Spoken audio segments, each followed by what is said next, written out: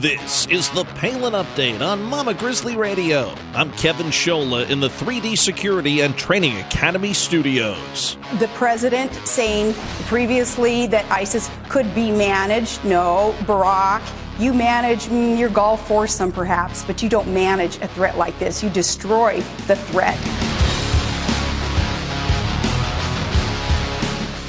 While many have their eyes on the Confederate flag and gay marriage, ISIS continues to make its ugly mark. Today, we're joined by our friend Bader Qarmout, former Senate candidate in New Jersey, to talk about where the focus of Americans, and the administration in particular, should really be.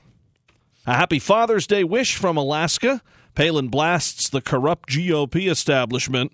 The governor takes a look at possibilities for a new $10 bill, calling out John Roberts for dropping the ball yet again. Sarah Palin weighs in on a flag controversy, and it has nothing to do with gays or stars and bars. A brand new installment of Liberty and Legacy with Tamara Colbert is on the way from Texas, and just ahead, our latest edition of Steel Resolve with Sarah Steelman in Missouri. Welcome to the Palin Update on Mama Grizzly Radio. The Palin Update is sponsored by 3D Security and Training Academy. Learn more at 3dsta.com. Now we welcome in our good friend Bader Qarmout, a conservative advocate, a former U.S. Senate candidate. He's a businessman, a teacher, and most importantly, a husband and father. Bader Qarmout, welcome back to the show. Thank you so much. It's great to be back. Now, it's been a wild week, obviously, and people feeling a little down, at least those who are common-sense conservatives, for a lot of good reasons.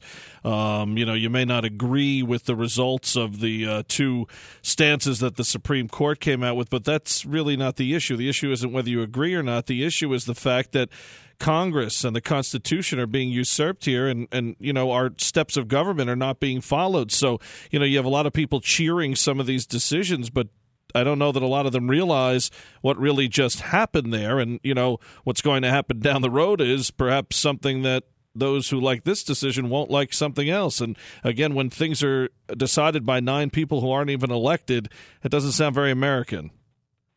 Absolutely right. I think we're being hit on many fronts simultaneously.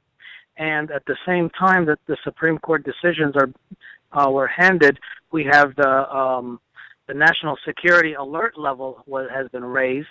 So the media now is covering the threat on the national security front with the 4th of July weekend coming up, that there's not much coverage on the other topics that are extremely important to conservatives.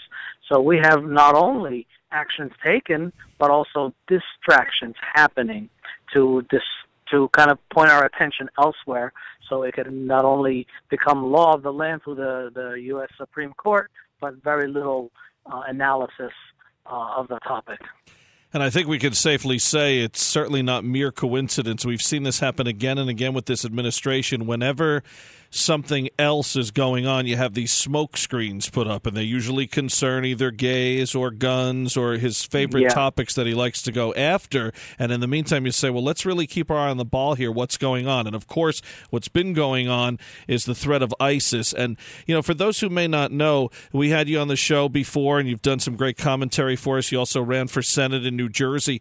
But let's just tell people briefly, because one of the reasons I wanted to speak to you about this topic over some others is tell everybody about your background and why perhaps you may have a particular expertise on ISIS compared to some other Americans.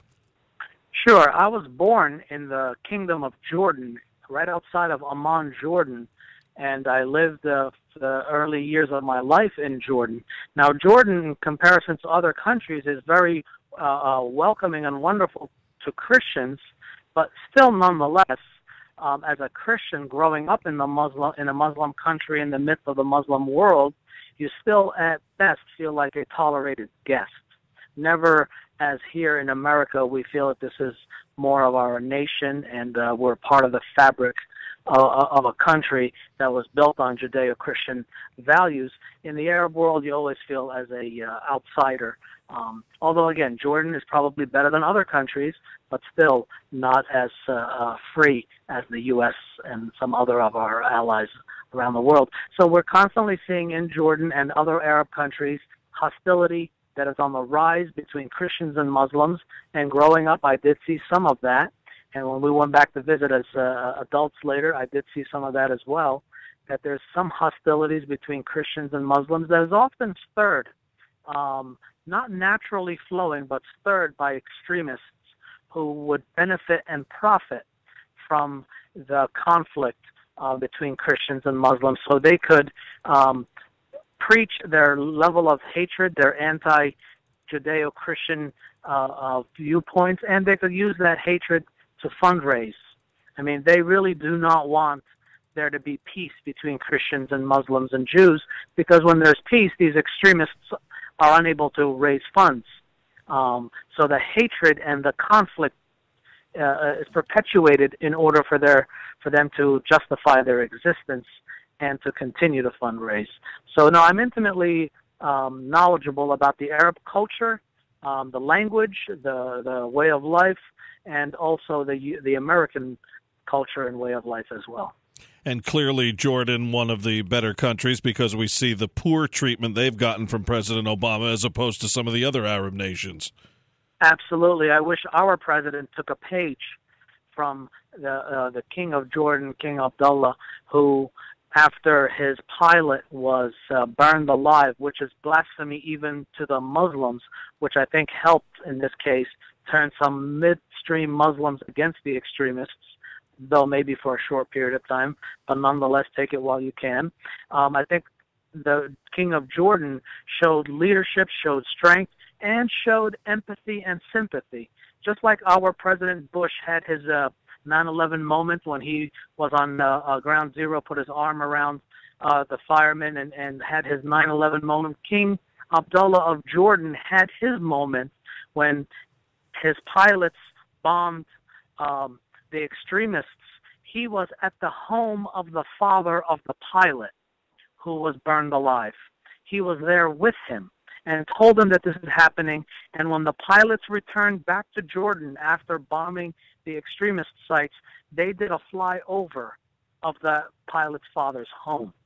So there's an enormous amount of not only, presidential monarch type of leadership, but also on the human level, that I wish our president would just show that level of humanity where you can put your arm around someone and have that heartfelt sympathy, whether it's from a hurricane, whether it's from a terrorist attack, or whatever it is. We just have not seen that level of leadership from our leadership. No, we see quite the contrary, right? He's big on rubbing it in people's faces, whether it be lighting up the White House this past week in rainbow colors, yet he's never lit it up for any police officer or firefighter, or certainly Chris Kyle. We saw it during his State of the Union, when he talks back to the crowd, and we won both times, or whatever it is he said that time. I mean, it's the sore winner syndrome that I think rubs a lot of people the wrong way. But, we talked a lot about flags this week, and whether it be the gay pride flag or the Confederate flag. But meantime, the ISIS flag is waving, and again, people distracted here by some other issues. Militants launched attacks in 2 places close to the Turkish border, including one where U.S. air power helped turn them back almost a year ago. How serious is the threat of ISIS right now as far as where we've seen it? I mean, is it getting stronger? And what have you heard from people whether they're Americans or living in Arab countries? What do they think of this president? Because by the actions I see from overseas, they all point to them thinking that this is a very weak administration. I couldn't see them doing this against a Reagan, say. Yeah. I'm not sure if you're familiar with a website, and please forgive me for this cheap plug. It's not even my website, but they ran an article I wrote, this website called conservativenewsandviews.com. If you were someone to go there and just Google my name, just search my name in their website, you'll see that I have an article about Syria. It is titled, appropriately enough here, Syria, Yesterday, Today, and Tomorrow, where I interviewed a Syrian family who went to Syria before the revolution and got stuck there and could not return back to the United States. And this Syrian family, who had been part of the United States and America for years, went back to visit and found themselves really stuck, just simply could not leave. And I interviewed them about what Syria was like before the revolution, what they saw Syria like for the 5 months that they were stuck there, and what they think Syria, again, this is just one particular country, but this is really a key ingredient in the conflict, what they thought Syria would be like for the future as far as the Arab Spring, as far as turning back the extremists. And in that article, it really became, through that interview, it really became abundantly clear that this administration, and again, I'm not just picking on this administration because they're a one party and I seem to be of a different political persuasion. I'm just looking at the facts. This particular administration seems to never miss an opportunity to miss an opportunity, to paraphrase someone else's words here. They could have helped defeat the extremists in the first 6 months to a year of where ISIS was beginning to gain footing in Syria, but they decided to sit it out. And in doing so, gave the extremists a stronghold that now, X number of years later, is very difficult to turn around with advisors and, not having any of our boots on the ground. Listen, I don't want boots on the ground as much as anybody else, but if we are to defeat an enemy, we need to first identify the enemy and identify where the enemy is located and bring about every possible means of defeating that enemy, which may include boots on the ground. If that's what it takes, then that's what it takes. But first, not even identifying an enemy by name, how on earth do you plan on defeating such an enemy which you won't even acknowledge by name? So this administration has missed every opportunity to really tackle this problem in a way that will bring about a significant result that is in our favor. Most of your listeners know that this administration has had very warm ties with the Muslim world, and that's okay. With the moderate Muslim, that's fine. But it also has ties with the Muslim extremists of the Muslim Brotherhood. So it becomes difficult for them to identify the enemy as a Muslim extremist when you're building good relations with the Muslim Brotherhood and other Muslim extremist groups. So it finds itself in a way torn between identifying an enemy and being friends with the enemy is a part of the problem.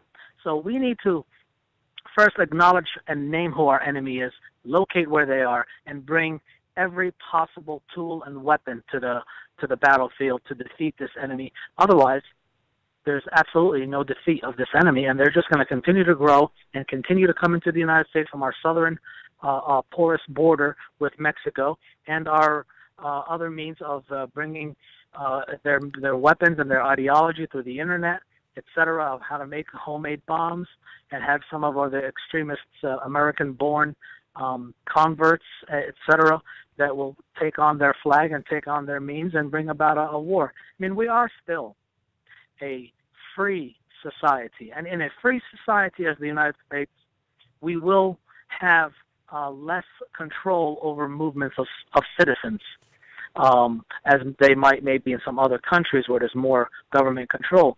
But to have a movement like ISIS here in the United States is really an insult to not only living Americans, but every American who's given his life for this country in the past. To have this enemy grow right here in the United States is an absolute insult to the thousands that died on 9/11 because of these Muslim extremists.